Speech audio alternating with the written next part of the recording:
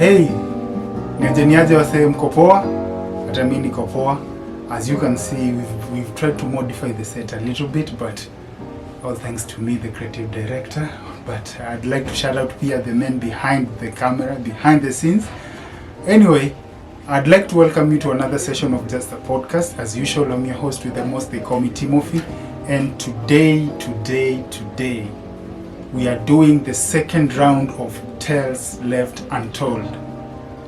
You remember in the first episode we were talking about the tales left untold in the hypothetical manner, more of a philosophical manner, where we were discussing about stories. People usually talk about stories and left the stories hanging but never get to finish the story. And then again you wonder if the story was meant to be finished or the beginning of the new story was meant to act as the climax of the just ended story.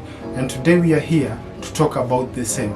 So, on Tales Left Untold this week, majorly brush on the African heroes that we've had. We've had several African icons, beginning with Nelson Mandela.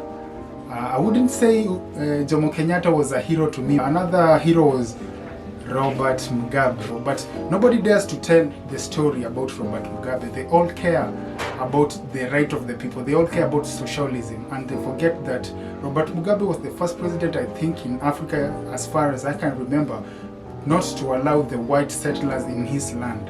Just like you look at matter and realize there's anti-matter. On the other hand, it was nice because you see the white settlers, every time wanna come in a country and settle in a country, they come with their traditions and they invade the country. You can see what's happening in South Africa. You can remember the case back in 2011, the xenophobia case, whereby the South Africans were afraid because they were thinking the foreign people were coming into the country to snatch their jobs away.